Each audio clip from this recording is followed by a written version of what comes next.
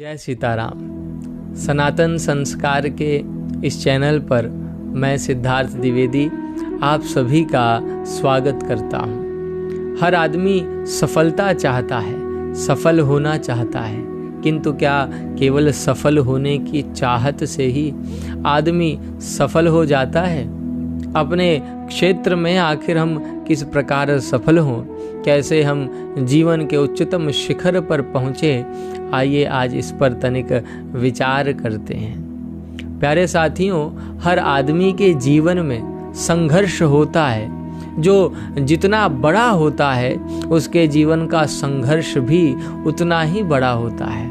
और सच पूछिए तो यह संघर्ष ही है जो आदमी को बड़ा बनाता है। कोई माँ के पेट से बड़ा होकर के नहीं आता।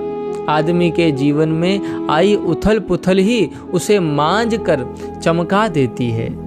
मत भूलिए, सोना वर्षों तक भूमि के गर्भ में जलता है, फिर जाकर के कुंदन बनता है। इसलिए संघर्ष से घबराना नहीं है, अपितु उसे अंगीकार करके निखार पाना है।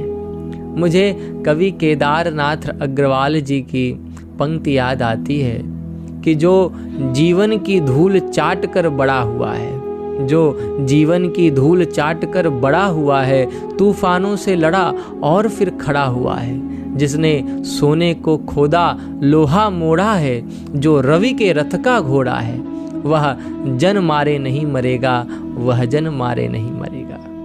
प्यारे साथियों, श्री रामचरितमानस में सफलता के अनेक ऐसे सूत्र हैं जिनको यदि हम अपने जीवन में स्थान दें तो निश्चित है कि हमारा कल्याण होगा।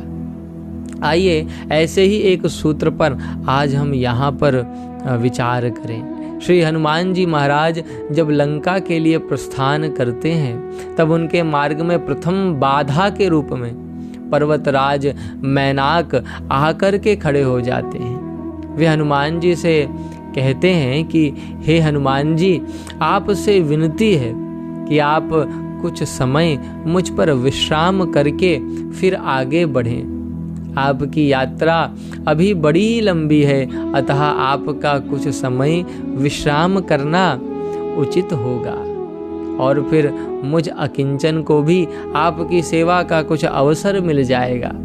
मेरा यह जीवन भी सार्थक हो जाएगा प्रभु। श्री हनुमान जी ने विचार किया कि अभी तो चले ही थे और ये विश्राम देवता इतनी जल्दी आ गए। श्री हनुमान जी ने कहा कि हे पर्वतराज मैनाक, सेवक को विश्राम का अवकाश नहीं होता।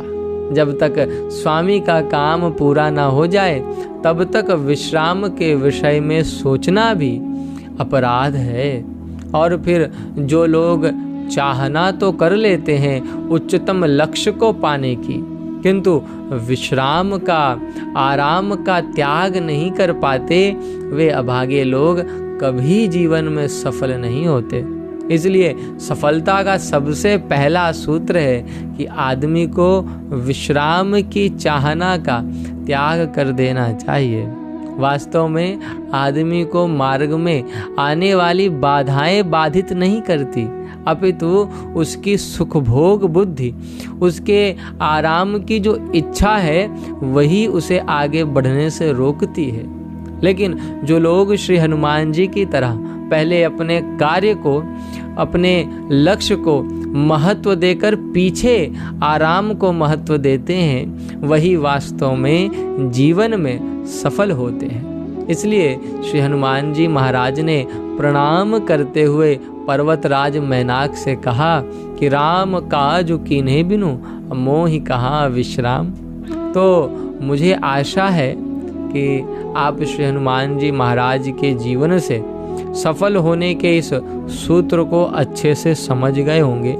इसलिए आज ही आप मेरे साथ प्रण करें कि पहले हम महत्व अपने लक्ष्य को देंगे और पीछे विश्राम के विषय में, आराम के विषय में सोचेंगे। हम आगे भी श्री रामचरितमानस से सफलता के अनेक सूत्र आपके सामने लाते रहेंगे।